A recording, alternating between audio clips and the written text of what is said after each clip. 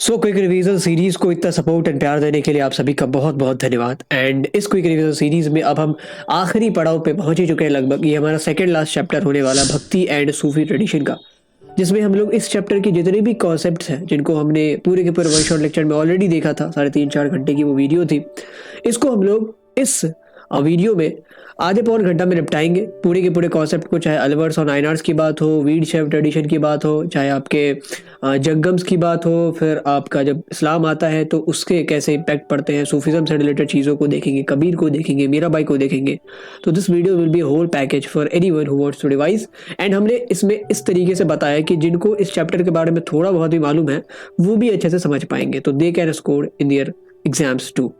तो चलते हैं लैपटॉप स्क्रीन के ऊपर।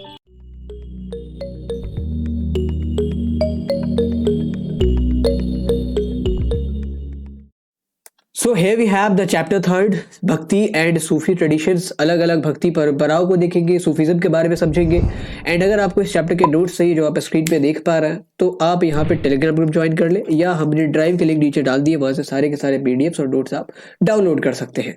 एंड अगर आपने पिछले 4 क्विक रिवीजन सेशंस को नहीं देखा है तो आप उसको भी देख सकते हैं, उसका मैं लिंक हमने डिस्क्रिप्शन बॉक्स में डाल दिया है। नाउ अगर हम भक्ति और सूफी परंपराओं की बात करते हैं तो हम इस पूरे पूजा पद्धति के विस्तार को समझ लेते हैं। सबसे पहले शुरुआत करते हैं वैदिक पीरियड से, क्योंकि उससे पहले जो हड़प्पन पीरियड है उसमें कैसी पूजा पद्धति थी इसके बारे में हमें कुछ भी जानकारी नहीं है। तो वैदिक पीरियड में 1500 से 800 बीसी तक जो है प्रेयर्स और ऑब्लेशन, जो प्रार्थना है, श्लोक है, इस सब का ज्यादा अहम स्थान था। उसके बाद धीरे धीरे जैसे जैसे वैदिक एज खत्म होता जाएगा, हम लोग लेटर वैदिक एज में एंटर करेंगे, तो सैक्रिफाइसेस का दौर बढ़ता गया, सैक्रिफाइसेस का ट्रेंड बढ़ता गया। लोग अब यज्ञ करवाने लगे थे अपने पापों को कटित करने के लिए, धन प्राप्ति के लिए, पुत्र प्राप्ति के लिए। देन फिर 500 सी ऑनवर्ड्स जो आइडल वर्शिप है वो पूरी तरीके से हिंदुस्तान में छा चुकी थी।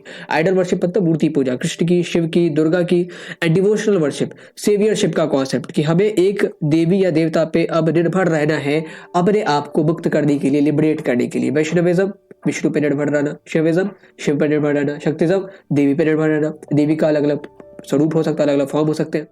यहाँ से बहुत इंपॉर्टेंट कॉन्सेप्ट इमर्ज होकर आए हैं जिसके बारे में आपकी किताब में थोड़ा सा डिस्कशन है कि होता क्या है। जैसे जैसे दो प्रैक्टिसेस, जैसे बैकग्राउंड ऑफ रिलीजियस डेवलपमेंट, जितने भी भक्ति परंपराओं का विकास हुआ है, हम लोग अलवर्स के बारे में पढ़ेंगे, नायनार्स के बारे में पढ़ेंगे, उनकी जड़ यहीं पे लोकेटेड है।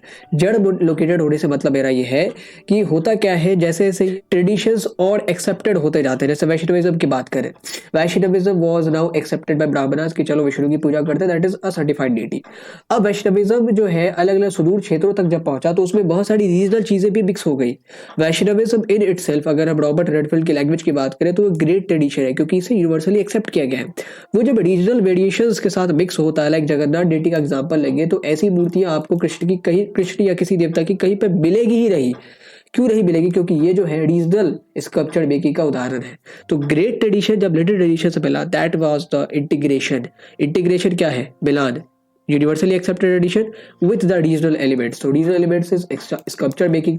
ऐसे हमारे पास एक एग्जांपल और आ सकता है, मरीची गॉडेस, जो बुद्धिज्म में यूजुअली मूर्ति बनाने का प्रचलन नहीं था, फिर मरीची गॉडेस जो है उनकी मूर्तियां भी बनाई जाती है। तो प्रोबेबली जहाँ पे बुद्धिज्म विस्तारित हुआ होगा वहाँ पे शायद वो लोग आइडल वर्शिप करते होंगे, वहाँ पे वो लोग मूर्ति पूजा पे ज्यादा जोर देते होंगे, इसीलिए उन्होंने यूनिवर्सल चीजों को तो अपनाया ही अपनाया, लेकिन साथ में अपनी चीजें भी जीवंत रखी। That is the integration of great and little tradition. Great मतलब जो यूनिवर्सली एक्सेप्टेड है, लिटिल ट्रेडिशन मतलब जो रीजनली फॉलो किया जाता है। अब जब अलग अलग ट्रेडिशंस उभर के सामने आ रहे थे, परंपराएं उभर के सामने आ रही थी, है तो ये हिंदुज्म भी, सनातन धर्म ही, इसी में हमारा वैष्णविज्म भी है, इसी में शैविज्म भी है, इसी में शक्तिज्म भी है, सारी चीजें इसी में है।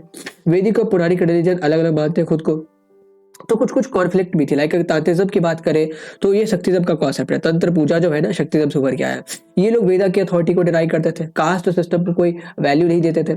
ऐसे ही वैदिक और पुरानिक रिलीजन को मानने वाले लोग जो वैदिक सभ्यता, वैदिक परंपराओं से इत्तेफाक रखते थे, वो कहते थे कि पुरानिक रिलीजन वाले खराब है। सिमिलरली वैसे वर्षा पुरानिक रिलीजन वाले कहते थे कि वैदिक सभ्यता को मानने वाले लोग खराब है। शैविज्म वैष्णविज्म में हमेशा कॉम्पिटिशन होता रहता था कि शिव बड़े हैं, विष्णु बड़े, अभी तक होता रहता है।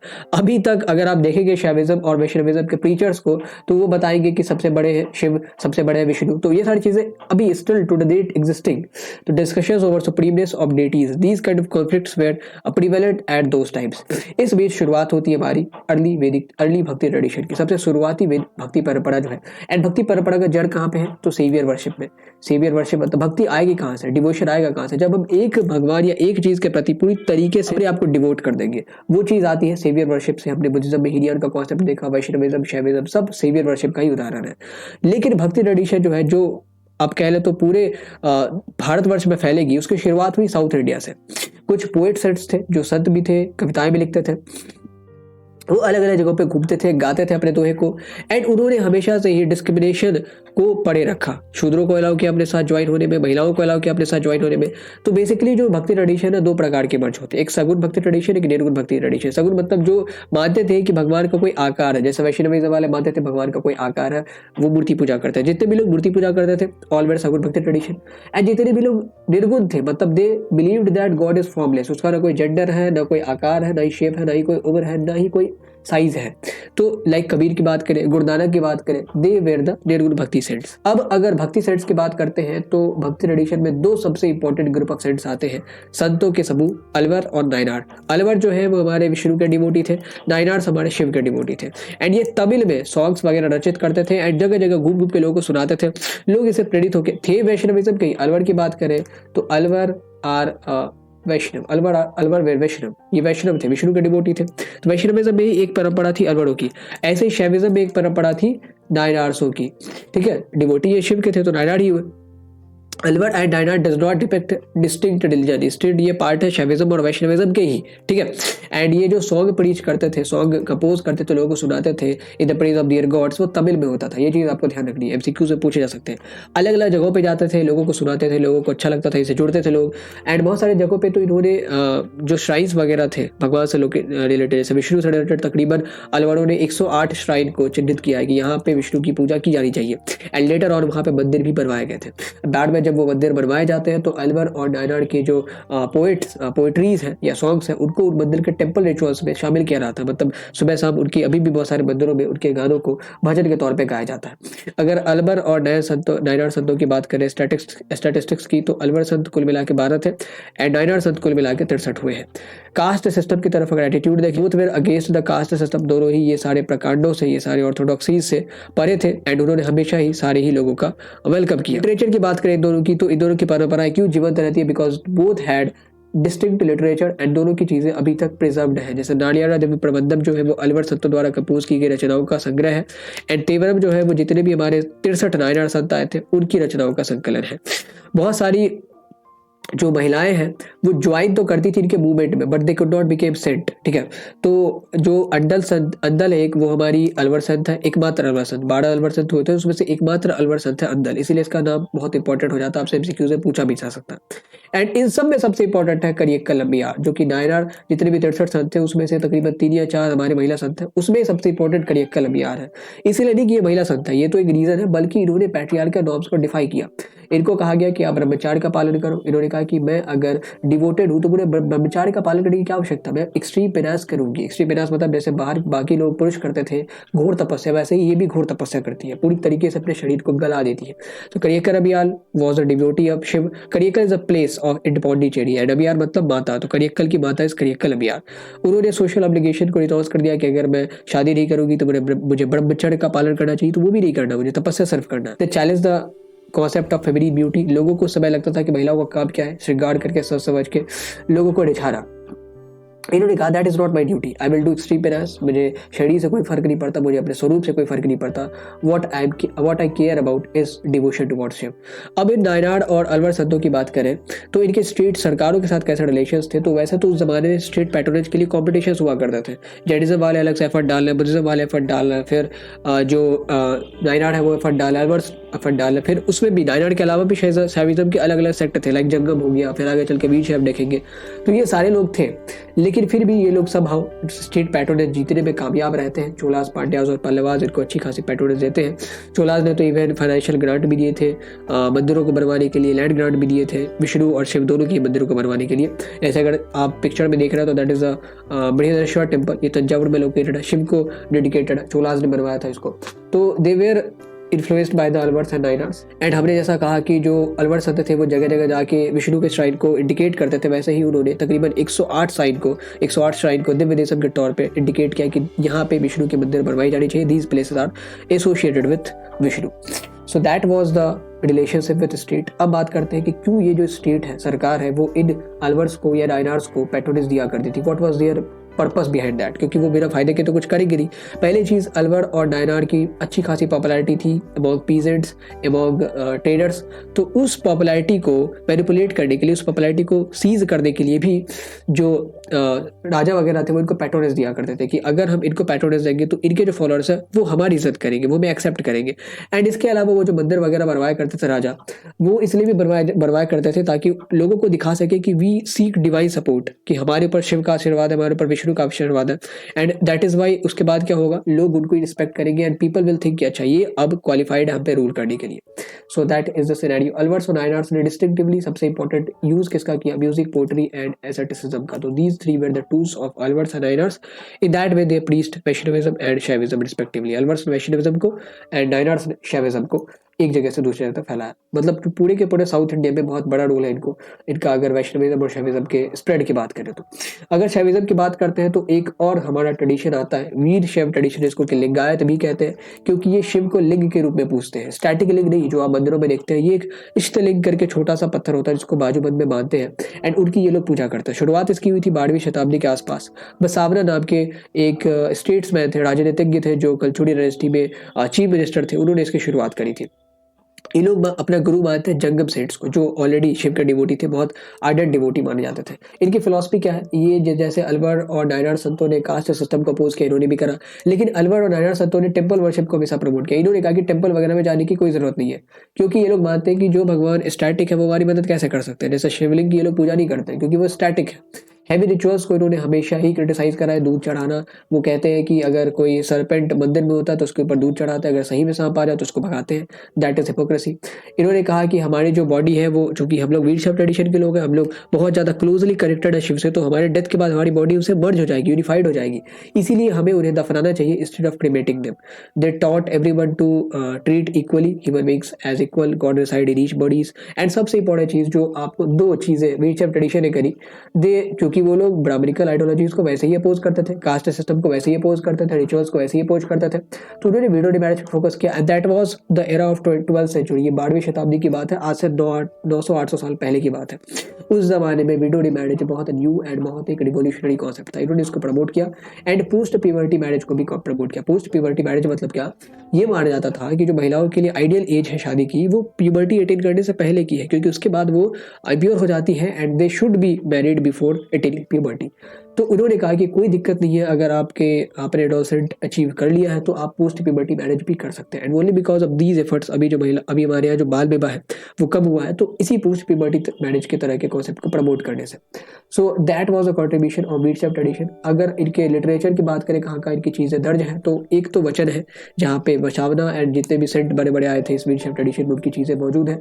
फिर वासव पुराण है, जिनको बहुत बाद में 100-150 साल बाद पल गुरु की सोमनाथ नाम के वो लिखते हैं, वो भी शायद हमारे कोर्ट पोइट ही थे किसी डायनेस्टी में, वो इनकी बायोग्राफी लिखते हैं बसावना की, इससे भी बहुत चीज़ें पता चलती है। लेकिन जैसे अलवर और नायनार की जो पॉपुलैरिटी थी वो पूरे दखन के क्षेत्र से लेके नीचे कावेरी और हिंद महासागर तक फैली थी, ऐसे ही वीर शैव ट्रेडिशन वाले एक्सपेंड नहीं कर पाए उतना। Unlikely to the Alvars and Nayanars, Veer Shaiva tradition did not spread that much, क्योंकि ये कन्फाइंड रह गया कर्नाटक तक ही। इसके जितने भी टेक्स्ट थे वो कन्नड़ में ही लिखे गए थे एंड ना ही इसे अलग अलग भाषाओं में ट्रांसलेट किया गया, and that was a major weakness behind its confinement. इसके अलावा 3 तो हमने पढ़ लिया, वीर शैव, अलवर्स और नायनार्स। इसके अलावा भी कुछ ट्रेडिशन है महाराष्ट्र में, अगर आप देखेंगे तो मुक्ताबाई और ज्ञानेश्वर का विठल की जो पूजा है वहीं से शुरू हुई है। तो these are some other religious developments. आपकी किताब इसका जिक्र नहीं है तो आपको इसे पढ़ने की कोई आवश्यकता नहीं है। ये सारी चीजें हमारी साउथ इंडिया में हो रही थी।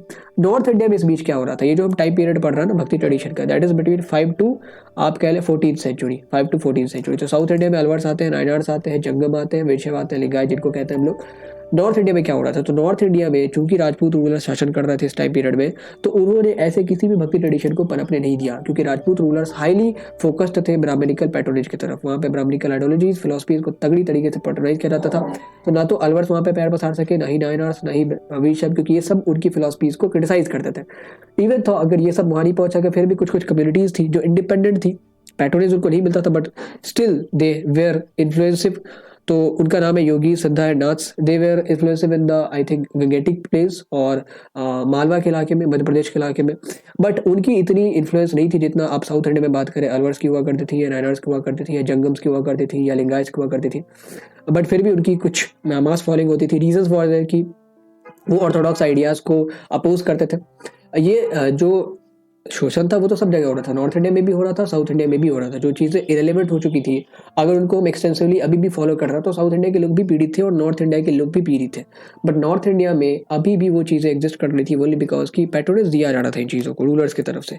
एंड उसमें अगर सिद्ध नाथ और योगी ये सारे लोग ये सारे कम्युनिटीज़ के लोग पैर पसारते हैं, तो ओनली बिकॉज ऑफ 3 रीजन कि इन्होंने इन चीज़ों को इंडिपेंडेंटली क्रिटिसाइज करा। इवन तो इनको पैट्रोनेज नहीं मिला, फिर भी ये लोगों के लिए खड़े हुए। एंड दूसरी चीज़, ऑर्डिनरी लैंग्वेज की भाषा में, मतलब ऑर्डिनरी पीपल की भाषा में इन्होंने वार्तालाप किया। अगर आपको किसी भी मास के साथ कनेक्ट होना है, किसी भी भीड़ के साथ कनेक्ट होना है, तो स्पीक दियर लैंग्वेज, आप उनकी भाषा बोलें। ये बहुत आसान तरीका, this is the simplest way to connect with any kind of community that you are dealing with. जैसे हम बात करते हैं आगे चल के चिश्ती सूफीज्म की बात करेंगे, तो Chishti Sufism as compared to other Sufism जो कि इंडियन सब कॉन्टिनेंट में आए, वो इसलिए इतना ज़्यादा फैल सके क्योंकि उन्होंने ऑर्डिनरी पीपल के लैंग्वेजेस में, जो यहाँ के लोग जिस जबान को फॉलो करते थे, उन्होंने उस भाषा में लोगों को समझाया। सो दैट वॉज अ सिनेरियो। इसके अलावा ये सिद्धनाथ और योगी का ये भी कॉन्ट्रीब्यूशन है कि इन्होंने अलग अलग फॉर्म के योगिक प्रणालियों को भी प्रचारित किया, इसको प्रमोट किया। लेकिन 14वीं शताब्दी तक आते आते हमारा जो इंडियन पॉलिटिकल सिस्टम है वो ऐसे से ऐसे हो जाता है। That took a like paradigm shift in the politics of India. 13वीं सेंचुरी के बाद इस्लामिक रूल आ जाता है इंडिया में, एंड इससे फिर एक नए प्रथा की शुरुआत हुई। जो भक्ति ट्रेडिशन साउथ इंडिया में कन्फाइंड था, उसको नॉर्थ इंडिया में जगह मिल नहीं सकती थी। एंड जो एग्जिस्टिंग भक्ति ट्रेडिशन नॉर्थ इंडिया में थे, उनको अब ओवरकम किया जाएगा, उनको अब सरपास किया जाएगा इस्लामिक इन्फ्लुएंस से। इस्लामिक इन्फ्लुएंस की शुरुआत होती है 712 सी के आसपास। मोहम्मद बिन कासिम सिंध को कॉन्कर करते हैं। उसके बाद महमूद गजनी का जो महमूद था वो आता है 10 से 11 सी के दौरान, एक के बाद एक वो इन्वेजन करेगा, लूटपाट। देन 1193 में पहली बार पृथ्वीराज चौहान को मोहम्मद गोरी हराते हैं। पहला बार तो हमारा पृथ्वीराज चौहान ने हरा था, एंड उसके बाद इसी ठीक एक साल पहले, फिर एक साल बाद हमारा पृथ्वीराज चौहान को डिफीट मिलती है। एंड देन अल्टीमेटली गोरी के जो स्लेव थे उन्होंने दिल्ली सल्तनत की स्थापना की। तो यहाँ से हमारा जो इस्लामिक रूल है 13वीं सेंचुरी में शुरू हो गया। उसके बाद मुगल्स आते हैं, तो तकरीबन 600-800 सालों तक जो इस्लामिक रूल रहा, इस वजह से भक्ति ट्रेडिशन नॉर्थ इंडिया में कभी नहीं फैल पाया। भक्ति ट्रेडिशन जैसे साउथ इंडिया में फैलता है, वैसे ही नॉर्थ इंडिया में हम देखेंगे सूफी ट्रेडिशन फैला। तो सूफीज्म के पीछे क्या क्या रीज़न है, एंड पूरी तरीके से इस्लामिक फिलॉसफी को भी एक बार ओवरव्यू के तौर पे पढ़ लेते हैं। तो इस्लामिक कम्युनिटी को रूल करने के लिए शरिया का सहारा लिया जाता था। जहाँ पे सिर्फ मुस्लिम कम्युनिटी होती थी, वहाँ पे शरिया 2 पिलर्स पे चलता था, कुरान और हदीस। मतलब जहाँ पे केवल मुस्लिम पॉपुलेशन है, like in Arabia, like in Persia, वहाँ पे केवल कुरान और हदीस। कुरान इज़ बेसिकली द आसमानी किताब जो डिवाइन रिवेलेशन है, एंड हदीस मतलब जो प्रॉफिट्स की टीचिंग्स हैं, उनके लाइफ, क्योंकि उनको माना जाता है आइडियल ह्यूमन बीइंग, तो उनसे सीखना है लोगों को। तो कुरान और हदीस से ये लोग रूल कर लिया करते थे। लेकिन जब वो लोग ऐसे जगहों पे पैर पसारते हैं, लाइक सेंट्रल एशिया में, जब इस्लामिक रूलर्स ऐसे जगहों पे पैर पसारते हैं सेंट्रल एशिया में या इंडियन सब कॉन्टिनेंट में, जहाँ पे पॉपुलेशन डाइवर्स है, जहाँ पे यहूदियों की भी आबादी है, पारसियों की भी आबादी है, हिंदुओं की भी आबादी है, वहाँ पे केवल कुरान और हदीस से काम नहीं चलने वाला था, क्योंकि ये चीज़ें फिर थोपने टाइप होगी, like you are imposing something. तो उन्होंने वहाँ पे 2 और चीज़ें ऐड करी, किया और इजमा, कि आपको रीजनिंग का भी इस्तेमाल करना है। आप जो भी फैसले ले रहे हैं, आप ये देखिए कि क्या इस डाइवर्स पॉपुलेशन पे ये लाजिम होगा। देन इजमा, आप कंसेंसस देखिए कि आपने जो भी फैसले लिए हैं, इवन तो दैट इज लॉजिकल, फिर भी क्या यहाँ के लोग एक्सेप्ट करेंगे। तो कंसेंसस भी बहुत जरूरी है। In those lands where diverse population was there, तो 4 पिलर्स होते थे, कुरान, हदीस, किया, इजमा। एंड वैसे नॉर्मली जब केवल आप इस्लामिक पॉपुलेशन को रूल कर रहे हो, तो कुरान और हदीस से काम चल जाता था। फिर भी 4 पिलर्स होते हैं शरिया की, आप याद रखें। शरिया को जो इंटरप्रेट करते हैं उनको हम लोग उलेमा कहते हैं। उलेमा are the scholars of Islamic studies, जो कि एशियंट जो इस्लामिक रूलर्स थे, एशियंट मेडावल जो इस्लामिक रूलर्स थे, उनकी मदद करते थे जुडिशियल मैटर्स में, पॉलिटिकल मैटर्स में, रिलीजियस मैटर्स में। जिमी का कॉन्सेप्ट क्या है, यहीं से जजिया टैक्स का कॉन्सेप्ट आता है। जिमी मतलब नॉन मुस्लिम्स, एंड ऐसा कहा गया है कुरान में कि आप जिमी को प्रोटेक्ट कर सकते हैं, but that is not responsibility of yours. यहाँ पे लाजिम नहीं है, अगर आप प्रोटेक्ट करते हैं तो उनसे बदले में कुछ रिम्यूनरेशन मांग सकते हैं। तो इसीलिए वो लोग प्रोटेक्शन टैक्स के रूप में जजिया मांगा करते थे नॉन मुस्लिम्स से। जहाँ पे यहूदियों की, नॉन मुस्लिम्स में सारी कम्युनिटी आ गई, यहूदियों की कम्युनिटी, पारसियों की कम्युनिटी, क्रिश्चियंस क्रिश्चियंस की कम्युनिटी, हिंदुओं कम्युनिटी, जैन, बुद्धिज्म, जितने भी लोग हैं सारे लोग आ गए, ओनली बिकॉज कि दे वर रूलर्स, एंड चूंकि वो हम पे रूल कर रहे हैं, they are protecting us, and according to Quran this is not liable on them कि हम वो हमें प्रोटेक्ट करें, तो वो बदले में कुछ रिम्यूनरेशन मांग सकते हैं एज अ प्रोटेक्शन टैक्स, तो वो जजिया होता था। अब बात यही कि जब ये जो मुस्लिम रूलर्स हैं इंडियन सब कॉन्टिनेंट जैसे डाइवर्स लैंड पे रूल करते थे, जहाँ पे नॉन मुस्लिम आबादी बहुत ज़्यादा है, तो क्या उनका अप्रोच रहता था, वेदर द रिजिड और फ्लेक्सिबल, तो दे वर प्रेटी मच फ्लेक्सिबल। बहुत सारे रूलर्स फ्लेक्सिबल थे, बहुत सारे रूलर्स रिजिड भी थे, तो जो रिजिड थे उनको वैसे ही इतिहास में लिखा गया, but most of the leaders were flexible, क्योंकि यहाँ पे बहुत ज़्यादा आबादी नॉन मुस्लिम्स की है, तो यहाँ पे आप ऐसा कुछ भी नहीं कर सकते that is not acceptable to them. Like बहुत सारे जो मुस्लिम रूलर्स हैं उन्होंने लैंड ग्रांट्स भी दिए हैं, टैक्स एग्जम्पशन भी देते थे, रिलीजियस इंस्टीट्यूशंस को बनवाने के लिए एक आपके पास सोर्स है जहाँ पे अकबर शायद एक खंभात में चर्च बनवाया जा रहा, तो वहाँ पे लैंड ग्रांट भी देते, वहाँ पे कुछ उनको दिक्कतें आ रही थी, तो उन्होंने अकबर को पत्र लिखा था कि भाई यहाँ पे ये दिक्कत है, आप इसको सॉल्व करो, तो उन्होंने फरमान जारी किया कि ये जो चर्च है वो तो बन के रहेगा, एंड जितने भी ऑफिशियल्स हैं उस वहाँ पे जिन्होंने मनसब संभाल रखा है उनकी जिम्मेदारी है अब कि इस चर्च का गिरजाघर का आपको निर्माण करवाना है। एंड और फिर ये जहाँ जैसे देखो जितने भी मुस्लिम रूलर्स थे और फिर दिल्ली सल्तनत के एंड मुगल पीरियड के, उनकी खास बात ये थी कि उन्होंने मुस्लिम रिलीजियस लीडर्स को तो फॉलो क्या ही किया, बहुत सारे उनके अच्छे ताल्लुकात थे नॉन मुस्लिम रिलीजियस लीडर्स के साथ भी, जैसे आप तस्वीर यहाँ देख सकते हैं मुगल एम्परर जहांगीर विथा योगी, तो वो लोग ऑफन विजिट किया करते थे। जैसे अकबर की बात है तो तानसेन के गुरु शायद थे रामदास, उनको वो बराबर विजिट किया करते थे। He used to guides spiritually to Akbar, वो स्पिरिचुअली अकबर को गाइड किया करते थे। तो आप अगर अपने लिए दरवाजे बंद नहीं करोगे ज्ञान के, चाहे कहीं से भी आए, तो आपके लिए फायदा होगा। इसीलिए that is why the Mughals became that much capable कि वो 150, 250, 250 सालों तक रूल कर पाते हैं। तो दैट वॉज अ सिनेरियो। अब इस्लाम की बात करें तो कुछ यूनिवर्सल प्रैक्टिसेस हैं, कुछ ऐसी प्रैक्टिसेस हैं जो डाइल्यूट हो गई समय के साथ साथ। तो यूनिवर्सल प्रैक्टिसेस हमारी 5 हैं। एक शहादा कि आपको मानना है कि there is one God and prophet Muhammad is his messenger. सलात मतलब आपको 5 टाइम्स नमाज पढ़ने, आप पे ये लाजिम है, फ़र्ज़ है। देन ज़कात आपको चैरिटी करनी है, कुछ परसेंटेज होता है आपके एनुअल इनकम का। देन आपका आता है रमज़ान के दौरान आपको रोज़ा रखना, दैट इज़ कॉल्ड सॉम। फिर आता है हज। हज में भी कुछ एक्सेप्शंस हैं, अगर आप उतने फाइनेंशियली और फिजिकली केपेबल नहीं है तो that is not obvious for you to go for Hajj, but अगर आप केपेबल हैं तो आपको एक बार कम से कम लाइफ टाइम में हज करना ही चाहिए। ये हमारी 5 यूनिवर्सल प्रैक्टिसेस हैं। इसके अलावा बहुत सारी ऐसी फीचर्स भी आप इस्लाम में देखेंगे जो रीजनल कल्चर के साथ डाइल्यूट हुए, जैसा हमने कहा था ना integration of great and little tradition शुरुआत में, वैसे ही बहुत सारी चीज़ें इस्लाम में भी ऐसी हुई। लाइक अगर आप एशियट मॉस्क ऑफ केरला को यहाँ पे देखो तो यूजुअली मॉस्क कैसे बनाए जाते थे, डोम शेप्ड आर्किटेक्चर में, ठीक है, जो पर्शियन आर्किटेक्चर था उस स्टाइल पे। लेकिन ये जो मॉस्क है ये केरला के टिपिकल आर्किटेक्चर में बना हुआ है। ऐसे ही केरला में जब अरब ट्रेडर सेटल होना शुरू करते हैं, क्योंकि यहाँ पे वो लोग व्यापार के लिए आते थे, तो यहाँ पे जब वो सेटल होना शुरू करते हैं तो यहाँ की लड़कियों से जब उन्होंने शादी करनी शुरू की तो यहाँ के बहुत सारे ट्रेडिशन को अपनाया। Like they adopted the tradition of matrilocal residence की महिलाएं जो शादी के बाद अपने पीहर नहीं जाके अपने मायके में ही रहेंगी, देन आपका जो अपना ससुराल में जाके अपने पीरियड में ही रहेंगी, एंड देन वो मैट्री लेनी को भी फॉलो करते हैं। हमारा जो रिसोर्स है वो बेटी में भी बांटा जाए, so they adopted matrilocal residence, they adopted the concept of matriliny. इसके अलावा एक कम्युनिटी थी खोजा मुस्लिम्स की जो शिया सेक्ट को फॉलो करते थे। इन्होंने क्या करा, इन्होंने तो और बढ़िया चीज़ करी, एंड ये सारी चीज़ें ना इस्लाम के स्प्रेड में कंट्रीब्यूट करती है। जब अरब ट्रेडर्स आ रहे हैं यहाँ पे, यहाँ की लड़कियों से शादी कर रहे हैं एंड यहाँ के ट्रेडिशंस को अडॉप्ट कर रहे हैं, तो लोगों को लगता है कि they are one of us, कि वो हम में से ही एक है। तो अब बहुत सारे लोग इस्लाम को अपने आप अपना रहे हैं, they are deliberately adopting the religion, क्योंकि उनको लगता है कि ये तो मेरी चीज़ है, ठीक है, ये हमारे जैसे रहता है, हमारे जैसे रिचुअल्स को फॉलो करते हैं। ऐसे ही एक चीज़ खोजा मुस्लिम्स ने की, ये शिया सेक्ट है एक इस्माइली सेक्ट, उसके फॉलोअर्स हैं।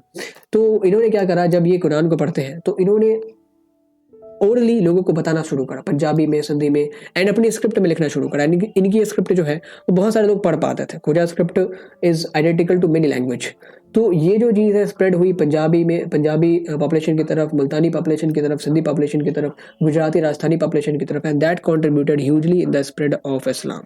And these are some examples. आप देख सकते हैं कैसे यूनिवर्सल जो ट्रेडिशन है वो रीजनल ट्रेडिशन के साथ मिक्स होता है, and that led into spread of Islam exponentially, compoundly बढ़ता गया वो धीरे धीरे। अब इस्लाम के सारे बेसिक्स को हमने देख लिया, जो हमारा यूनिवर्सल फीचर उसको देख लिया, कैसे ब्लेंडिंग होती है उसको देख लिया, उलेमा का क्या कॉन्सेप्ट है, शरिया का क्या रोल है, कैसे इस्लामिक रूल इंडिया में आता है मोहम्मद बिन कासिम से लेकर मुगल एम्पायर तक। अब बात करते हैं सूफिज्म की, जो दूसरा पार्ट है हमारा, दूसरा खंड इस चैप्टर का, दैट इज सूफिज्म। सूफिज्म की शुरुआत कहाँ से हुई? वैसे तो शुरुआत मानी जाती है 7वीं शताब्दी से ही, क्योंकि सूफिज्म का जो बेसिक प्रिंसिपल है that is the basic principle of Islam. वो कहते हैं कि हमें पर्सनल कनेक्शन लाना है गॉड के लिए, हमें इंटेंस लव, इश्क का जो कॉन्सेप्ट है वो यहीं से निकला है। Meditation, breathing practices, inner purification, non violence for everybody, forgiveness, हमें क्षमा करना आना चाहिए। लेकिन ये जो सूफीज़म है वो तब तक एक ऑर्गेनाइजेशन के तौर पे और ब्रांच ऑफ इस्लाम के तौर पर ही डेवलप हुआ था जब तक इन लोगों को लगता था कि भाई इस्लाम में अभी तक सारी चीज़ें ठीक चली। बट 12th सेंचुरी एडी के बाद क्या होता है, जितने भी रूलर्स थे, like I am talking about the Khalifa, जो कैलिफेट्स थे, वो थोड़े से मेटेरियलिस्टिक, थोड़े नहीं बहुत सारे मेटेरियलिस्टिक होते चले गए। एंड ये जो मेटेरियलिज्म था ये इस्लाम के अगेंस्ट था। तो सूफीज़म ने कहा कि चूंकि ये सारे लोग अब मेटेरियलिस्टिक होते जा रहे हैं, चूंकि ये सारे लोग अब इल्यूजन में रह रहे हैं, दैट मीन्स अब हमें एज एन ऑर्गेनाइज्ड बॉडी खुद को फॉर्म करना चाहिए एंड जो चीज़ें बुरी गलत की जा रही है उनको मिटा के फिर से इसको रिवाइव करना चाहिए। तो that is why 12th century AD तक जो सूफीज़म है वो एक परमानेंट बॉडी के रूप में डेवलप हो चुका था। They had their own religious leaders, they had their own religious text and उनकी आइडियोलॉजीज की बात करें तो they always talked about inner purification, कि हमें अपने अंदर प्योरीफाई करना चाहिए खुद को। इसीलिए जब आप दरगाहों पे जाएंगे तो वहाँ पे you will see people are meditating for hours and hours, and वो इतना मेडिटेट करते हैं कि उनकी जो सांसें हैं वो खुशबू में तब्दील हो जाती हैं। They always focused on introspection, हमें अपने खुद में झांकना चाहिए। And these things you will सी बुद्धा ने भी कही है, इनर प्योरिफिकेशन, इंट्रोस्पेक्शन, हमें खुद में देखना चाहिए। जितने भी हेटेरोडॉक्स सेक्ट्स आए उन्होंने भी इन सारी चीज़ों पर लगभग जोर दिया ही है। दे talked about intense devotion, love for God, and उन्होंने कहा कि हम लोग प्रॉफेट मोहम्मद को चूंकि परफेक्ट ह्यूमन बीइंग मानते हैं तो हम लोग उनकी तरह क्यों लाइफ बिताए। तो they followed the example of prophet Muhammad. And दो चीज़ें बहुत इंपॉर्टेंट थी सूफीज़म में, non violence and love for every creature, forgiveness, meditation, कि हमें क्षमा करना चाहिए। जब भी आप किसी सूफीज़म के सेंट के तकरीर को सुनोगे तो यू विल फील कि भाई बहुत ज़्यादा पीस गिविंग वो तकरीर देते। तकरीर मतलब रिलीजियस डिस्कोर्स। तो दीज आर सम आइडियोलॉजीज। अब अगर सूफीज़म की बात करें तो दो इंस्टीट्यूशंस बहुत इंपॉर्टेंट हो जाते हैं, दो टर्म बहुत इंपॉर्टेंट हो जाते हैं, एक खानका, एक सिलसिला। खानका क्या होता है? खानका इज एन इंस्टीट्यूशन जहाँ पे सूफीज़म के जितने भी फॉलोअर्स हैं वो गैदर होते हैं। जैसे टेम्पल है ना, वैसे ही खानका होता है। यहाँ पे एक पीर होता है जिसको हम लोग मुर्शिद भी कहते हैं, शेख भी कहते हैं, वो उस खानका का हेड होता है, खानका के मास्टर होते हैं। एंड उनके अंदर जितने भी सूफीज़म के डिसाइपल हैं, डिसाइपल मतलब ऐसा नहीं कि छोटे छोटे बच्चे होंगे, जितने भी लोग आते हैं सीखने के लिए सारे लोग, तो डिसाइपल को कहा जाता था मुरीद, डिसाइपल को मुरीद कहा जाता था। एंड जो मास्टर होते थे उनको पीर, मुर्शिद या शेख कहते थे। So the task of pir was to train his disciple, जो मुरीद थे उनको ट्रेन करना, एंड ट्रेन कर करके उनको चुनना पड़ता था खलीफा, जो उनके जाने के बाद इस पूरे खानका को लीड करेगा। एंड उनके जाने के बाद जब वो पीर, उनकी डेथ होती थी, जब मुर्शिद की डेथ होती थी, तो उनकी पॉपुलैरिटी इतनी बढ़ जाती थी कि उनका जो टॉम्ब है वो वहीं बनाया जाता था। एंड फिर उनके टॉम्ब पे लोग विजिट करने आते थे। इसको हम लोग कहते थे जियारत। जियारत is basically the pilgrimage to the tomb of Sufi saint. जैसे लोग मोइनुद्दीन चिश्ती के दरगाह पे जाते हैं या निज़ामुद्दीन औलिया के दरगाह पे जाते हैं, सलीम चिश्ती के दरगाह पे जाते हैं, तो ये सारे लोगों की दरगाह पे जाना दैट इज जियारत। ठीक है।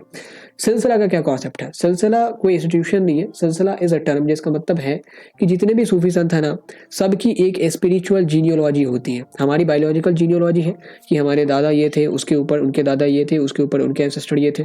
सिलसिला मतलब एक अनब्रोकन चेन है, रिलेशनशिप बिटवीन मुर्शिद एंड मुरीद, spiritual teacher and student, spiritual teacher and student. Like अगर बात करें मोइनुद्दीन चिश्ती के बाद आते हैं हमारे पास शायद फरीदुद्दीन, उसके बाद आते हैं कुतुबुद्दीन बख्तियार काकी, देन निज़ामुद्दीन औलिया, देन हमारे पास आता है नसीरुद्दीन। तो दिस इज स्पिरिचुअल चेन।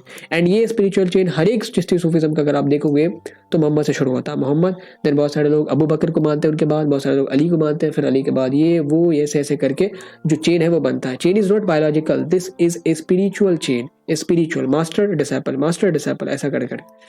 और अगर बात करें सिलसिला की, बहुत सारे सिलसिला हैं वैसे सूफीज़म के, इंडियन सब कॉन्टिनेंट में भी बहुत सारे हैं, एंड ग्लोब पे तो अक्रॉस द ग्लोब बहुत सारे सिलसिला हैं। रूमी का एक सिलसिला बहुत फेमस है, अगर आपको कभी चिश्ती सिलसिले के बारे में पढ़ना, सॉरी सूफीज़म के सिलसिले के बारे में पढ़ना हो तो गूगल रूमी बहुत बड़े फिलोसफर थे, बहुत बड़े मेडावल फिलोसफर थे। इंडियन सब कॉन्टिनेंट में हमारे पास 4 सिलसिला आते हैं जो बहुत ज़्यादा इंपॉर्टेंट है, बहुत ज़्यादा जिनके ब्रांचेस फैले थे। Chishti Sufism, Qadri Sufism, Naqshbandi and Suhrawardi. ये जो नाम दिए जाते हैं चिश्ती, कादरी, नक्शबंदी, सुहरावर्दी, ये इनके फाउंडर्स के नाम पे दिए जाते हैं या जहाँ से इनका ओरिजिन हुआ है उस जगह के नाम पे दिए जाते हैं। जैसे अगर चिश्ती सूफीज़म की बात करें तो चिश्त नाम की एक जगह अफगानिस्तान से, वहाँ से इमर्ज हुआ, अबू इशाक सामी इसके फाउंडर थे, तो इसका नाम पड़ गया चिश्ती सूफीज़म। चिश्ती सूफीज़म के साथ एक क्वेश्चन ये भी आता है कि जब हम सूफीज़म इन इंडिया की बात करते हैं तो वैसे तो 4 सिलसिला आए थे, उसमें चिश्ती सूफीज़म ही क्यों इतना ज़्यादा आगे बढ़ पाया? द रीज़न इज़ कि वो यहाँ के लोकल कल्चर को अडॉप्ट भी करते हैं एंड यहाँ के एनवायरनमेंट से खुद को अडेप्ट भी करते हैं। उन्होंने खुद को फैमिली भी किया, एडजस्ट भी किया, and they also adopted several features. Like उन्होंने म्यूज़िक का रोल ज़्यादा इंटेंस करवाया, म्यूज़िक का रोल उतना ज़्यादा नहीं था सूफीज़म में। फिर उन्होंने जब देखा कि यहाँ के लोग म्यूज़िक और पोइट्री और हाइम्स को बहुत ज़्यादा तरजीह देते तो उन्होंने म्यूज़िक को इंट्रोड्यूस किया कवाली इंट्रोड्यूस की, कॉल इंट्रोड्यूस किया, अपने ज़ियारत में अपने दरगाहों पे ये सारी चीज़ें करवाई जाने लगी। एंड इसके अलावा they started connecting the people in their ordinary language, मतलब जो नॉर्मल भाषा वो लोग बोलते थे, जैसे दिल्ली साइड में वो लोग दलवी हिंदवी बोलते थे, दैट वाज मिक्सचर ऑफ, आप कह लें तो हिंदी और पर्शियन का मिक्सचर, तो वो लोग उस ज़बान में बात किया करते थे। Important features of Chishti Sufism, तो अगर इंडिया में बात करें वैसे तो फाउंडर अबू इशाक सामी है जिन्होंने चिश्त से सूफिज़म की शुरुआत की थी। एंड बाकी जितने भी सूफी सिलसिला है सबकी जीनियोलॉजी की शुरुआत होती है प्रॉफिट मोहम्मद से। इंडिया में इसको प्रोपेगेट किसने करा, इसको प्रोजिनेट किसने करा, दैट वाज शेख मोइनुद्दीन चिश्ती। ये आते हैं अराउंड आई थिंक 11th और 12th सेंचुरी। एंड उसके बाद ये अजमेर में सेटल्ड होते हैं। अजमेर में इनकी दरगाह लोकेटेड है। And this Dargah is one of the most visited religious place in India. And जो भी ये चिश्ती सूफीज़म के लोग हैं, ये इतने ज़्यादा पॉपुलर इसलिए भी हो पाए क्योंकि ये हमेशा ना खुद को सेल्फ डिप्रिवेशन में रखते हैं। They always believed living in the life of poverty, कि हमें कुछ नहीं चाहिए। ये स्टेट से भी मदद नहीं मांगते कभी, अगर आपको कुछ देना है तो दे दे। जब दिल्ली सल्तनत था तभी इन्होंने नहीं मदद मांगी, जब हमारे पास मुगल एम्पायर आता तब भी इन्होंने कभी मदद नहीं मांगी। तो they are known to live their life with self poverty and without any state support के इंटेंसली डिवोट इन द इश्क, कि हमें पर्सनल कनेक्शन बनाना है, इनर प्यूरिफिकेशन करना है, मेडिटेटिव प्रैक्टिसेस को और ज़्यादा स्ट्रेंथन करना है। तो ये सारे हमारे इंपॉर्टेंट फीचर्स हैं चिश्ती सूफिज़म के। कुछ जो नोटेबल संत हैं उनके नाम आप याद रख लें। मोइनुद्दीन चिश्ती के बाद बख्तियार काकी, देन फरीदुद्दीन, देन हमारे निज़ामुद्दीन औलिया, देन नसीरुद्दीन चिराग। दो नाम बहुत इंपॉर्टेंट है, शेख मोइनुद्दीन चिश्ती क्योंकि ये प्रोजिनेटर है, and Nizamuddin Auliya only because of Nizamuddin Auliya. ये जो चिश्ती सूफिज़म है इस पूरे हिंदुस्तान में फैल पाए क्योंकि इन्होंने अपने मुरीदों को ट्रेंड किया एंड फिर उनको अलग अलग पार्ट ऑफ इंडिया सब कॉन्टिनेंट में भेजा ताकि ये जो चिश्ती सूफिज़म है वो स्प्रेड हो सके। अगर बात करें प्रोपेगेटर निज़ाम की, तो निज़ाम के कुछ फेमस डिसाइपल में से अमीर खुसरो आते हैं जो पोएट थे, पर्शियन पोएट थे। अमीर हसन सज्जी आते हैं जो अगेन एक म्यूजिशियन थे, कंपोज़र थे। फिर ज़ियाउद्दीन बर्नी आती हैं, ये हमारे हिस्टोरियन हैं, दिल्ली सल्तनत में काम करते थे। नसीरुद्दीन मोहम्मद आते हैं, ये इनके सक्सेसर हैं, निज़ाम के सक्सेसर हैं नसीरुद्दीन मोहम्मद, जिनको नसीरुद्दीन चिराग दिल्ली कहते हैं। चिराग दिल्ली मतलब द लैम्प ऑफ दिल्ली। इनकी जो दरगाह है एंड कुतुबुद्दीन बख्तियार काकी की दरगाह, ये तीनों की दरगाह हमारा दिल्ली में लोकेटेड है। फरीदुद्दीन की दरगाह अजोधर पाकिस्तान में लोकेटेड है एंड मोइनुद्दीन चिश्ती की दरगाह अजमेर में लोकेटेड है।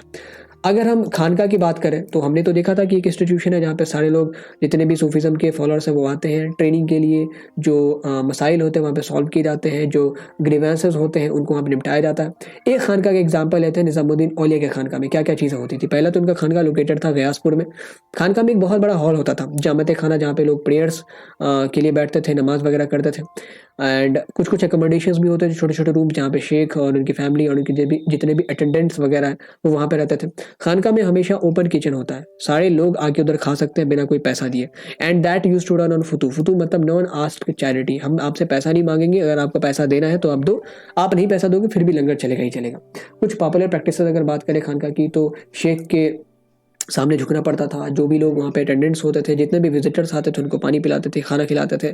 अगर कोई इस सूफिज़म के खानका में सूफिज़म में खुद को बैत करना चाहता, मतलब खुद को सौंपना चाहता है, तो उसकी सबसे पहले बाल को काटा जाता था। जितनी भी चीज़ें इगोइस्टिक है ना सब, अगर आप अपने ब्यूटी पे कमेंट करते हो they will shave that out, कि आप अब बाल नहीं रख सकते।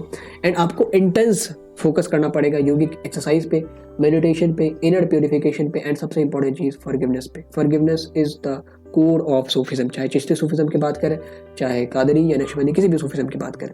टॉम्ब ऑफ मोइनुद्दीन चिश्ती, हमारे ये जो प्रोजेनेटर है, जब हम चिश्ती सूफिज़म की बात करते हैं तो इनकी जो दरगाह है वो बहुत इंपॉर्टेंट हो जाती है, लोकेटेड इन अजमेर। एंड चूँकि दरगाह है लोकेटेड अजमेर में, लेकिन ये जो पूरा का पूरा स्ट्रक्चर देखते हैं, इसको बनाने की शुरुआत माना जाता है दिस गयासुद्दीन खिलजी नाम के एक सुल्तान थे मालवा के। Malwa is located in the region of Madhya Pradesh और गुजरात से जो इलाका लगता है दैट इज़ मालवा। तो इसके सुल्तान ने इसका कंस्ट्रक्शन की शुरुआत की थी। और हमारे पास इस जो मोइनुद्दीन चिश्ती का दरगाह है, इसके टेक्सचुअल एविडेंसेस में से पता चलता है कि शायद यहाँ पे जो सबसे पहले सुल्तान थे जिन्होंने इस दरगाह को विजिट करा होगा दैट वाज मोहम्मद बिन तुगलक। एंड बाद में ये चीज़ और पॉपुलर होती गई, बहुत पॉपुलर हो गया ये दरगाह। एंड अल्टीमेटली इतना पॉपुलर हो गया कि अकबर यहाँ पे तकरीबन 17 बार विजिट करते हैं। एंड 1568 में उन्होंने एक देग ऑफर की। देग मतलब एक बहुत बड़ा बर्तन। अगर आप कभी वीडियोज़ देखेंगे कैसे लंगर ऑर्गेनाइज होता है, तो इतनी बड़ी बड़ी देग है कि उसमें खाना उतारने के लिए, खाना लेने के लिए सीढ़ी से लोग उतरते हैं, पाँव में पन्नी और कुछ पान बांध के। जो खिचड़ी मिलती है शायद वहाँ पे उनके दरगाह में, तो वहाँ पे सीढ़ी लगाई जाती है उस देग में, बर्तन में, एंड उसमें से फिर बाल्टी से वो लोग खाना निकालते हैं। जैसे हमने ज़ियारत की बात की, लोग जब टॉम को विजिट करते थे तो उस टर्म को हमने ज़ियारत दिया है, ज़ियारत का नाम दिया। वैसे ही एक टर्म है उर्स। उर्स क्या होता था, जब ये सूफी संतों की डेथ होती थी तो ऐसा माना जाता था कि चूंकि ये लोग जब जिंदा थे तो ही इतने ज़्यादा क्लोज थे गॉड के, तो जब इनकी मृत्यु हुई होगी तब तो ये पूरी तरीके से यूनिफाइड हो चुके होंगे, इसीलिए इनकी जो मृत्यु है उसको, उसकी एनिवर्सरी को सेलिब्रेट किया जाता है उर्स के तौर पे। Urs refers to the death anniversary of Sufi saints and that signify the union of their souls with God, की जब जिंदा थे तब इतने क्लोज थे, तो जब मरे होंगे तब तो इनका एकीकरण हो गया होगा इनके सोल का गॉड के सोल के साथ। तो इसलिए उर्स को सेलिब्रेट किया जाता है। बहुत सारे लोग सालाना जाते हैं जियारत करने। जियारत इज अ टर्म कि विजिट करना है, and Urs is like a function. तो वहाँ पे सालाना मेला वगैरह लगता है। आप जहाँ पे भी दरगाह देखेंगे वहाँ पे उर्स के मेला में बहुत ज़्यादा लोग शिरकत करने आते हैं। अब अगर चिश्ती सूफीज़म की बात करें तो हमने तो एक रीज़न देखा था कि वो लोग जो ऑर्डिनरी पीपल की ज़बान थी, भाषा थी, उसमें कम्युनिकेट करते थे। इसके अलावा उन्होंने म्यूज़िक का सहारा लिया, जो कि म्यूज़िक उन्होंने देखा कि इंडियन पॉपुलेशन की कमज़ोरी है, म्यूज़िक से उनको अच्छे से रिझाया जा सकता है। जैसे अलवर्स ने किया, नायनार्स ने किया, आगे चल के आप देखेंगे कबीर अपने दोहों से करेंगे, मीराबाई करेंगी। तो ऐसे ही चिश्ती सूफीज़म के लोगों ने भी दो चीज़ों पर बहुत फोकस किया, म्यूजिक एंड डांस। डांस मतलब ऐसा नहीं कि नाच रहा है, डांस मतलब डिवोशनल डांस, जिसको आप कह सकते हैं साम। अगर आप कभी मेडिटेट कर रहे हैं एंड आप कभी खोना चाहते हैं इस पूरे इल्यूजनरी वर्ल्ड में, तो आप सिंपल गूगल पे सर्च करें सूफी साम, एंड अगर वो टर्किश साम मिलेगा तो आप देखेंगे, उसको ईयरफोन लगा के सुने, you will in half an hour of session you will leave this world, आप इस दुनिया को छोड़ देंगे। इस हिसाब से वो लोग परफॉर्म करते हैं, म्यूजिक इस हिसाब से बजाई जाती है, दैट इज अ ट्रांस। धीरे धीरे धीरे धीरे आपको नशा चढ़ेगा।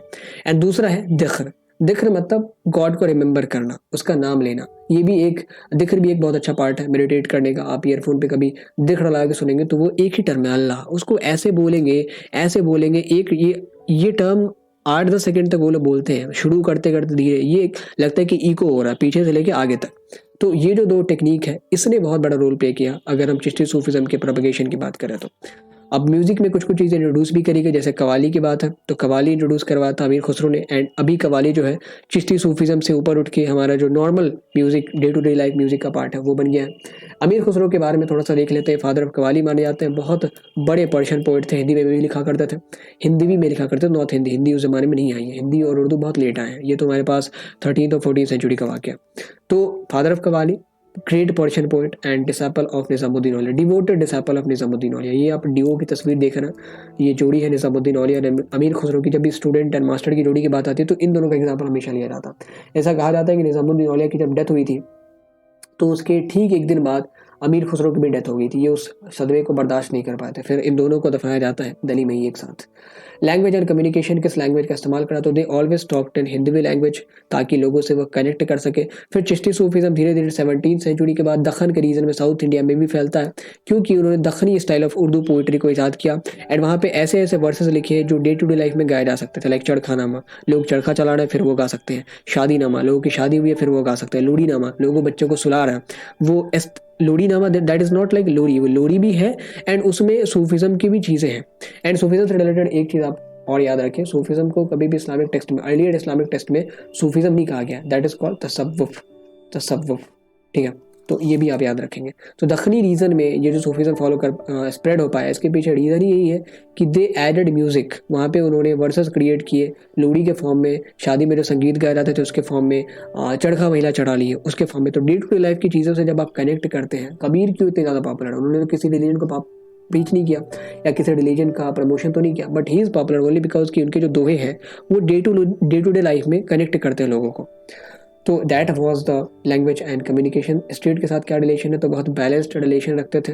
उन्होंने कभी ज़्यादा इंटरफेयर करने की कोशिश नहीं की, एंड ऐसा भी नहीं था कि पूरी तरीके से खुद को आइसोलेट कर दिया था। स्टेट से उनको डोनेशंस वगैरह मिलते थे। सुल्तान ऑफन वो उनके लिए वक्फ बनाया करते थे, ट्रस्ट बनाया करते थे, डोनेशंस भी देते थे, ट्रस्ट भी बनाया करते थे। एंड जैसे एक बात करें अकबर की, तो अकबर के सलीम चिश्ती के साथ बहुत बढ़िया रिलेशन थे। बाद में सलीम चिश्ती की जो दरगाह है वो फतेहपुर सिकरी में, जो उनका पैलेस था अकबर का, उसके कॉम्प्लेक्स में ही बनवाई जाती है। कोई कॉन्फ्लिक्ट हुआ था क्या स्टेट और सूफीज़म के लीडर्स के बीच, तो ऐसे तो वैसे किसी कॉन्फ्लिक्ट के हमें एविडेंस नहीं मिलते, बट एक कॉन्फ्लिक्ट था गयासुद्दीन तुगलक और निज़ामुद्दीन औलिया के बीच। निज़ामुद्दीन औलिया को लोग कहते थे सुल्तानुल मशेख मतलब जितने भी शेख हैं उनके सुल्तान। एंड वो एक बड़ी पदवी है सुल्तान से। तो ये गयासुद्दीन तुगलक को लगने लग गया था कि कहीं ये हमारा तख्ता ना पलट कर दे। तो इन्होंने निज़ाम को कहा कि तुम क्या करो, दिल्ली छोड़ के चले जाओ, ठीक है, तुम्हारी यहाँ कोई ज़रूरत नहीं है। तो निज़ाम और गयासुद्दीन तुगलक तभी बिहार गए थे, बंगाल गए थे एक एक्सपेडिशन पे। तो वो लौट रहे थे दिल्ली। उन्होंने एक पैगाम भिजवाया निज़ामुद्दीन औलिया को कि आप अपने दरवेशों के साथ इस जगह को छोड़ के चले जाओ, नहीं तो हम आएंगे तो आपको सज़ा मिलेगी। तो निज़ामुद्दीन औलिया एक लाइन कहते हैं कि दिल्ली अभी बहुत दूर है। एंड रास्ते में ही गयासुद्दीन तुगलक की डेथ हो जाती है। वो तकरीर दे रहा था एक मंच पे, एंड पूरा का पूरा मंच ढह जाता है, इतनी दूर की आंधी आती है, and that's why he died. कुछ सोर्स अगर आपको जानने हैं चिश्ती सूफीज़्म के बारे में जहाँ से आप पढ़ सकते हैं, तो अमीर खुसरो की लिटरेरी वर्क्स हैं, उनको आप देखिए। फिर एक जहानारा बेगम ने लिखा है, ये बहुत इंपॉर्टेंट है, शाहजहाँ की लड़की है, and ardent devotee of Moinuddin Chishti, उन्होंने उनकी बायोग्राफी लिखी है, मोइनू से रखा।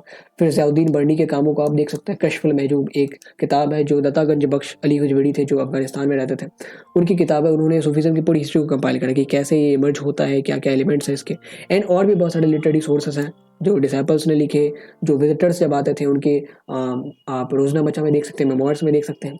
ये तुम्हारा चिश्ती और भक्ति ट्रेडिशन की चीज़ें होंगी। कुछ चीज़ें थी जो एक सेक्ट के तौर पे तो उतनी पॉपुलर नहीं थी, लेकिन आप कह लें तो individually there were some separate devotional paths. उसमें से सबसे पहला आता है कबीर का। कबीर है 15वीं शताब्दी में जिनका जन्म हुआ वाराणसी में। माना जाता है ऐसा कि वो रामानंद के डिसेपल थे, रामानंद एक वैष्णव संत थे। कबीर की जितनी भी टीचिंग्स है 3 जगहों पे कंपाइल्ड है, कबीर बीजक, कबीर ग्रंथावली एंड आदि ग्रंथ। कबीर बीजक कबीर पंथी जो है उनकी किताब है। कबीर ग्रंथावली एक और हमारे रिलीजियस लीडर आए थे दादू, गुजरात और राजस्थान के, उनकी किताब है, वहाँ पे भी कबीर के दोहों को संकलित किया गया। देन आदि ग्रंथ सिखों की किताब है, यहाँ पे भी कबीर के दोहों को, न केवल कबीर के दोहों को बल्कि रायदास एक और संत थे 15वीं शताब्दी के, उनको भी दोहे को इसमें संकलित किया गया, कंपाइल किया गया। कबीर की अगर मेजर टीचिंग्स की बात करें तो he always led emphasis on bhakti, devotion of God, and जितने भी रिचुअल्स हैं उनको हमेशा ही उन्होंने क्रिटिसाइज करा। जितने भी इस्लामिक रिचुअल्स हैं, हिंदुज़म के रिचुअल्स हैं, सबको क्रिटिसाइज करा। नॉन वायलेंस को प्रीच करा कि लोग जो मीट खाते हैं या नॉन वेज खाते हैं या मारते हैं लोगों को जस्ट अपने हंगर को फीड करने के लिए, ये सारी चीज़ें गलत है। एंड उन्होंने कहा कि सैल्वेशन के लिए आपको ऐसा नहीं कि बहुत घोर तपस्या करने की ज़रूरत है या 4-4 घंटे 6-6 घंटे मेडिटेट करने की ज़रूरत है। Salvation can be found through भक्ति एंड डूइंग गुड डीड्स। आप अगर सही काम करते हो एंड श्रद्धा से काम करते हो, then also you will be liberated, तब भी आप मुक्त हो सकते हो, तब भी आपको निर्वाण की प्राप्ति हो जाएगी। So sorry to interrupt you, this is to inform you कि हमने बहुत मशक्कत के बाद अपना एक सैम्पल पेपर लॉन्च किया है क्लास 12th हिस्ट्री का। बाय द वे अगर आपने उसे नहीं देखा है तो डिस्क्रिप्शन बॉक्स में हमने गूगल ड्राइव की लिंक डाल दी है जिसमें आप सैम्पल ऑफ सैम्पल पेपर देख सकते हैं, क्वेश्चंस कैसे हैं, एक्सप्लेनेशंस कैसे हैं, and then make your mind कि आपको खरीदना है या नहीं खरीदना। अगर आपको खरीदना है तो पे जस्ट ₹49 ओनली, एंड नीचे जो गूगल फॉर्म का लिंक दिया है वहाँ पे आप अपने डिटेल्स सबमिट करें, देन पेमेंट करें, and then we will deliver it to your email. Thank you. Let's continue to the video. So Kabir always criticise the idol worship, वो आइकोनोक्लास्ट को फॉलो करते थे। पॉलीथिज्म को हमेशा क्रिटिसाइज करा कि कोई 75 भगवान नहीं होते, एक ही परमात्मा है जो निर्गुण है, जिसका कोई फॉर्म, जिसका कोई जेंडर नहीं है। कबीर से रिलेटेड कुछ कॉन्ट्रोवर्सीज भी हैं। कहा जाता है कि जितने भी वर्सेस आप कबीर के आज देखते हैं वो उनके जन्म के दौरान कंपाइल ही करे गए थे। That is true. बहुत सारी चीज़ें उनके 150-200 सालों बाद, उनके मरने के 150-200 सालों बाद कंपाइल करेगी, इसीलिए ये नहीं माना जा सकता कि ये कबीर से ही एसोसिएटेड दोहे हैं। एंड उनके रिलीजन पे भी शक है कि क्या वो हिंदू थे या मुस्लिम थे। कहीं कहीं कहा गया है कि वो हिंदू परिवार में जन्मे थे लेकिन मुस्लिम परिवार द्वारा उनको रेज किया गया, पालन पोषण किया गया। तो these are some controversies associated with Kabir. But 2-3 features आप याद रखें। ही वाज एन इनकुल सेंट, वो पॉलीथिज्म का अपोज करते हैं, आइडल वर्शिप का अपोज करते हैं, उन्होंने ब्रदरहुड पे ध्यान दिया, हिंदू मुस्लिम ब्रदरहुड पे, उन्होंने हैवी रिचुअल्स को क्रिटिसाइज करा। दूसरे हमारे संत हैं, ये भी निर्गुण संत है, गुरु नानक, इनका जन्म हुआ पाकिस्तान के नानकाना साहिब में भी पड़ता वो जगह। ही always sacrificed the rituals of Hindu and Muslims. इन्होंने हिंदू मुस्लिम के स्क्रिप्चर्स को भी रिजेक्ट कर दिया कि ये सारी चीज़ें कुछ भी नहीं है। कुरान और जितने भी हिंदुज़म के टेक्स्ट वगैरह है, इन सब में बढ़िया चीज़ें तो है ही है, बहुत सारी ख़राब चीज़ें भी हैं। जैसा सूफीज़म में रिमेम्बरेंस पे ज़्यादा जोर दिया जाता था, भगवान के रिमेम्बरेंस पे, वैसे ही गुरु नानक ने भी इस चीज़ पे एम्फेसिस किया कि हमें डिवाइन नेम बार बार लेना चाहिए। इसके लिए उन्होंने शब्द कंपोज किए, हाइम्स कंपोज के, श्लोक कंपोज के, जिनको इनके फॉलोअर्स द्वारा गाया जाता था। ये लोग बैठते थे एंड धपली बाजा लेके रिमेम्बरेंस क्या करते थे। ही प्रमोटेड कलेक्टिव रिसाइटेशन, मतलब साथ में लोग बैठ के संगत, आप कह रहे हैं सत्संग करते थे। एंड जब इनकी डेथ होती है तो इनके फिर सक्सेसर आते हैं, गुरु अंगद। उसके बाद जो 5वें सक्सेसर थे इनके, गुरु अर्जन देव, उन्होंने जितनी भी टीचिंग्स गुरु नानक की थी, उसके बाद जितने 4 हमारे जितने 3 संत आए थे, सिख के गुरु आए थे, उनकी टीचिंग्स को फिर उसमें ऐड किया। बाबा फरीद यानी कि जो फरीदुद्दीन, शेख फरीदुद्दीन थे, उनकी टीचिंग को, कबीर की टीचिंग्स को, रविदास की टीचिंग्स को, एंड देन ही क्रिएटेड आदि ग्रंथ साहिब। ठीक है, एंड आदि ग्रंथ साहिब के जो हाइम्स हैं दैट इज गुरुवाणी। तो आप अगर गुरुद्वारा में देखते हैं क्या पूजा जाता है, तो किसी मूर्ति या किसी वस्तु को नहीं पूजा जाता, वो किताब है आदि ग्रंथ साहिब, जो कि बाद में फिर गुरु ग्रंथ साहिब बनता है। गुरु ग्रंथ साहिब कैसे बनता है? गुरु गोविंद सिंह क्या करते हैं, आदि ग्रंथ साहिब में जितने भी उसके बाद सिक्के के गुरु आए इंक्लूडिंग गुरु तेग बहादुर, उनके वर्सेस को ऐड कर दिया एंड कहा कि ये गुरु ग्रंथ साहिब है। एंड उन्होंने उसके बाद गुरुशिप एंड कर दी, उन्होंने गुरुशिप एंड कर दी, कहीं कि गुरुशिप जो है अब दो चीज़ों में बट गई, एक तो ग्रंथ जो हमारा गुरु ग्रंथ साहिब है वो, एंड एक पंथ। पंथ मीन्स जो खालसा पंथ है, जिसकी स्थापना उन्होंने 1699 में की। गुरु गोविंद सिंह को इसलिए भी हम लोग जानते हैं because he militarised the Sikh cult, जो कि नीड ऑफ द आवर था, क्योंकि इनके ऊपर बहुत जुल्म किया जा रहा था, दबाया जा रहा था माइनॉरिटीज, तो इन्होंने मिलिटराइज करा and this was the main reason कि ये अभी तक सर्वाइव कर रहा। तो ड्यू क्रेडिट टू गुरु गोविंद सिंह की अभी तक सिखिज्म अगर फ्लरिश कर रहा। तो उसके बाद एक और नाम आता है मीराबाई का।